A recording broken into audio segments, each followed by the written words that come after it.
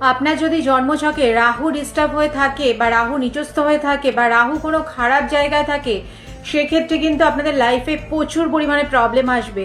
সেরকম যদি আপনার বেডরুমে যদি রাহু জিনিসপত্র থাকে, তাহলেও কিন্তু আপনার জন্মকুণ্ডলিতে রাহু খারাপ হয়ে থাকবে।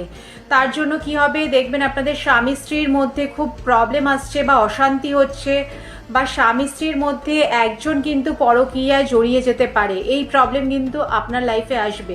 আপনারা খেয়াল করে দেখবেন, আপনাদের বেডরুমে যদি ল্যাপটপ বা কম্পিউটার থাকে, তার সাথে যদি ভাঙা বা খারাপ ফোন বা চার্জার থাকে, সেক্ষেত্রেও কিন্তু রাহু ডিস্টার্ব হয়। বা আপনার বেডরুমের রং যদি নীল রং করা থাকে, তার সাথে যদি আপনি ঘন ঘন নীল রঙের বেডশিট পাতেন, সেক্ষেত্রেও কিন্তু আপনার জন্মকুণ্ডলিতে রাহু খারাপ হবে। আর যার জন্য আপনার স্বামী স্ত্রীর মধ্যে কিন্তু প্রচুর প্রবলেম আসবে। এই ছোট্ট ছোট্ট জিনিসগুলো একটু খেয়াল রাখবেন, দেখবেন আপনারা অনেকটা ভালো থাকবেন।